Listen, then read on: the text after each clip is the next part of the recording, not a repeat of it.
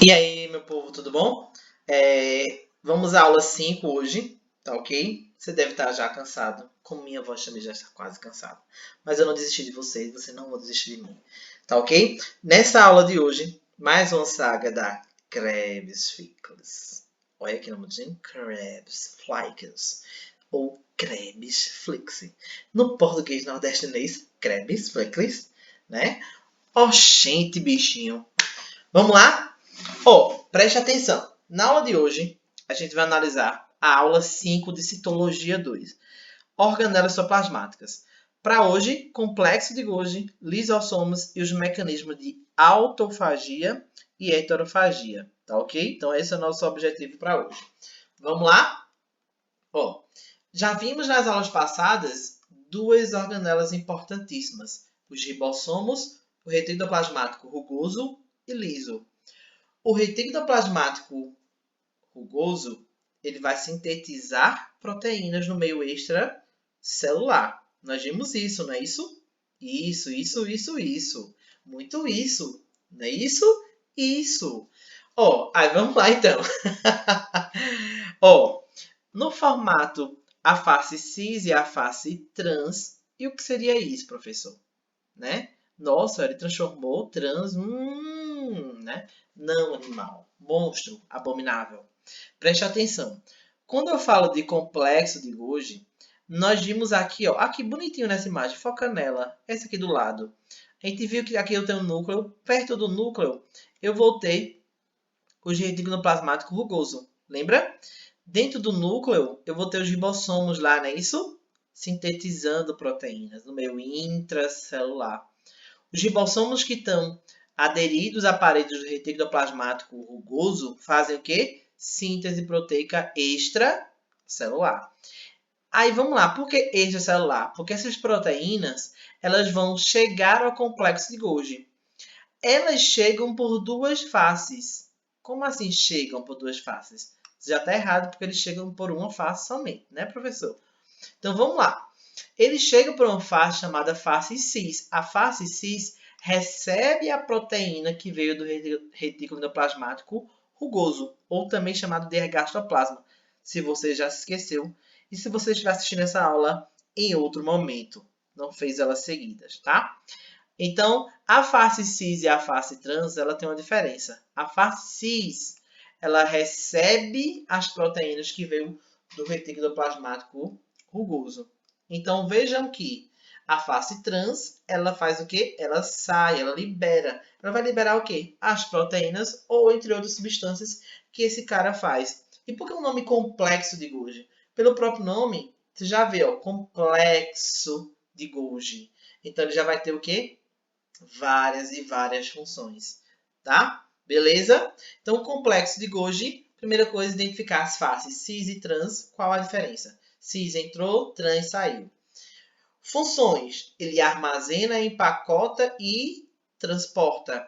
Nós vimos que nas aulas passadas, esse cara, chamado de retículoplasmáticos, ou na verdade, esses caras, tanto liso como rugoso, eles têm uma função especial parecida, não é mesmo? Lembra para mim, eu tenho quem? Ele faz a armazenação e transporta as substâncias. Esse cara aqui entrou algo diferente. Ele armazena, ele empacota e transporta essas substâncias. Qual a função primordial que vocês vão achar bastante em questões? A função primordial desse cara é fazer a secreção celular. Só que você não vai ficar só nisso, porque você não é todo mundo. Já dizia mamãe, você não é todo mundo, meu filho. Sente esta cadeira aqui. Coloque ela na mesa e estude mais, tá? O complexo de Golgi não só faz a secreção celular, isso é a primordial, tá? Ela faz a glicosilação de proteínas, ou seja, ela quebra estas proteínas que vieram, por exemplo, lá do retículo endoplasmático rugoso, tá? Então, eles quebram essa proteína. Então, por isso que o nome do processo é glicosilação de proteínas. Ouviu falar nessa função? Complexo de Golgi. E ele faz o que mais? Secreção celular. O que ele faz mais? Olha, bicho, como é a vida. Tô ficando doido, meu irmão. Ei, animal, preste atenção. Olha o nome. Complexo de Golgi. Então, esse cara faz muitas funções. Armazena, empacota e transporta. Secreção celular e glicosilação de proteína. Recebe as proteínas pela face cis e libera pela face trans. Só que a palavra forma tem que ficar na sua cabeça. Quem forma, na verdade? E o que ele forma? O complexo Golgi, ele vai formar o acrossomo, que é a cabeça do espermatozoide. Ele vai formar os lisossomos. Entende que na visão geral lá da aula que você observou isso, né, se você vir fazer na sequência, os lisossomos parecem como se fossem as bolsinhas. Porque é essas bolsinhas que podem estar saindo do complexo de Golgi. Tá ok? Então, quem forma os primeiros lisossomos é quem? Complexo de Golgi. Quem forma a cabecinha? Isso, a cabecinha do espermatozoide. Isso, são entre a cabecinha e o rabo, fica do lado de fora. Quem faz isso? Quem forma a cabecinha? O complexo de Golgi. E quem forma a lamela média? O que bexiga é isso? Lamela média, né? Parece até um negócio estranho. Lamela média é uma estrutura que auxilia a divisão celular dos vegetais, né? Por quê? Porque eles não vão ter centríolos, eles não vão ter aquela organização toda bonitinha. E aí, por isso que os complexos de Golgi fazem o quê? Formam essa lamela média. Mais à frente, lá em divisão, você vai ver isso. E o que é que ele forma mais? Os peroxissomos, que tem uma função bem parecida, né, com o retículo e com os lisossomos. Descoberta há pouco tempo, tá? Então, primeiramente, o que é que ele forma? Acrossomo, que é a cabeça do espermatozoide, os lisossomos primários, a lamela média, onde nos vegetais, tá ok? Essa é a visão geral que você tem que ter do complexo de Golgi. Entender o caminho também, ó, retículo plasmático rugoso, complexo de Golgi, que vai formar os lisossomos. E o que é que esse cara faz? Esse cara aqui bonitinho, ó, tem uma bicamada lipídica, tem uma membrana, tem as enzimas hidrolíticas, né? Opa! Já para por aqui. Enzimas hidrolíticas, por que enzimas hidrolíticas? Eu estou falando em um cara que é conhecido como os lisossomos, onde ele vai fazer a digestão intracelular. Isso que você já está acostumado a saber, tá? Só que você vai ter que entender que essa digestão intracelular, ela acontece de dois momentos. A partir de quem? A partir das enzimas hidrolases. Mas, monstro, escuta, aumenta o volume. Lembra que esses lisossomos que fazem a digestão intracelular são os lisossomos secundários. É eles que vão ter as hidrolases ativas. Os lisossomos primários foram os que foram formados lá no complexo de Golgi. Eles ainda não estão ativados para fazer a digestão intracelular. Tá ok? Então, é a partir dos lisossomos secundários, onde eles conseguem fazer a digestão intracelular propriamente dita. E essa digestão intracelular, ela vai ser colocada por dois mecanismos: a autofagia e a heterofagia. Tá ok? Auto se comer. Que negócio feio, né? Mas tudo bem. É ciência. Estamos fazendo isso em nome da ciência. Autofagia, o que seria isso? É o mecanismo de degradação e reciclagem dos componentes das células. Ou seja, é uma programação normal que as células fazem para se renovar. Tá? Então, isso é uma autofagia. Que em alguns outros autores, ele também pode ser colocado como autólise. Agora, cuidado, não são sinônimos. Se eles forem colocados como autólise, isso é errado. O que é autofagia? É um mecanismo de reciclagem das organelas. A autólise é a morte das células. Reciclei, autofagia. Causei a morte, autólise. Que isso também é chamado de apoptose, tá ok? Então, cuidado para não confundir. Por isso eu coloquei até entre parênteses para você não confundir mais. Apoptose é a mesma coisa que autólise. Autofagia é a reciclagem das organelas, ok? Quem faz essa autofagia? Os girinos, tá?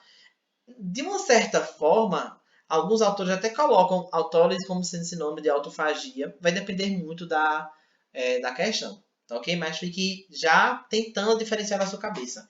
A autofagia, a reciclagem. A autólise é a morte das células. Muito dito pelos girinos, aquela fase larval do sapo. E a heterofagia? Hétero de diferentes. A heterofagia é quando, por exemplo, teu corpo entra em contato com alguma bactéria. E por que heterofagia? Olha o nome, hétero de diferente. A heterofagia é algum corpo estranho que está entrando que não deveria ficar ali. Então, por isso que eu digo de heterofagia. Você pode relacionar a heterofagia com o mecanismo de defesa do seu organismo. As questões também podem cobrar para você aquilo que está aqui em destaque. Ó. As doenças relacionadas aos lisossomos.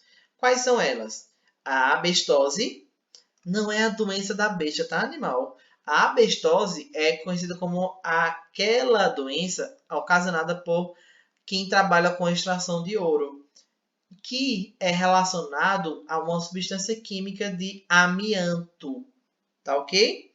Então, o que elas fazem? Elas começam a destruir os lisossomos. Imagine você, uma substância química que está destruindo os lisossomos, aonde eles não vão conseguir fazer a heterofagia, por exemplo. Ou seja, como se fosse um mecanismo de defesa. Tá? Aquele mecanismo que você entende como fagocitose e pinocitose. A gente vai ver já já, não se preocupem. E a silicose? A silicose é para quem trabalha, por exemplo, sem os equipamentos de proteção, que vão acumulando no pulmão, pelas vias respiratórias, a sílica. Geralmente acontece muito com quem trabalha com gesso, tá? Outra doença relacionada aos lisossomos é a Tay-Sachs, né? Ou Tay-Sachs, do jeito que você quiser. Só vale lembrar que ela não é ocasionada por fatores externos, ela é de carga genética. Ela causa um retardo mental no paciente, difícil absorção de alguns nutrientes, tá? E esses últimos dois é o Gaucher e o Haller. Ambos também são genéticos. A diferença é que não causam retardo mental, ele causa um acúmulo de mucopolissacarídeos. Um acúmulo muito forte, tá? Dentre essas aí, eu quero que vocês foquem principalmente nas três primeiras. Abestose, silicose e Tay-Sachs. Saber a diferença dessas três são importantíssimos, tá ok? Nessa parte aqui, a gente vai ver o mecanismo de digestão intracelular. Nós vimos já, por exemplo, que o retículo plasmático rugoso, ele faz síntese de proteína para o meio extracelular, não é isso? Olha lá que bonitinho aqui em azul. Aderido a ele vai ter quem? Vai ter os ribossomos. Ele não faz extracelular, para quem ele envia? Ele vai enviar para quem? Para o complexo de Golgi, que vai glicosar essas proteínas. Só que lembra que esse cara aqui, o complexo de Golgi, ele também não forma os lisossomos primários? Isso, ó, as lisossomas. Mas essas lisossomas, que são as primárias, não conseguem fazer a digestão propriamente dita. Por quê? Porque não tem a presença das enzimas hidrolases. Somente os lisossomos secundários. Tá ok? Então, por isso que é importante você entender do caminho, do mecanismo que essas organelas podem fazer. Então, membrana plasmática, retículo plasmático rugoso, complexo de Golgi, lisossomos. Veja que lindo. Outro mecanismo seria esse aqui, ó, fagocitose. Partícula de um alimento, por exemplo. Eu preciso digerir ele no meu organismo. Os lisossomos fazem o quê? Um vácuo digestivo para poder digerir ele. Outra visão aqui dessa imagem, aqui do lado também, a gente tem aqui, ó, o complexo de Golgi recebe as proteínas pela face cis, lembra? Libera pela face trans. O que acontece? Quando eu faço um vácuo autofágico, é para que eu faça o quê? Faça uma reciclagem das minhas organelas. Lembra disso? Então, a autofagia, só que nas questões podem estar assim, ó. Quando eu fizer um autofagossomo, que é esse cara aqui, eu estou fazendo um englobamento de partículas das próprias células. Para que eu possa fazê-lo em vácuo residual. E eu coloco ele para fora a partir de um processo em bloco que você já viu, que é a exocitose, mais conhecida como o quê? Plasmocitose. E se eu fizer uma fagocitose, professor? Eu estou englobando partículas sólidas. Eu vou primeiro fazer um fagossomo, englobar essas partículas.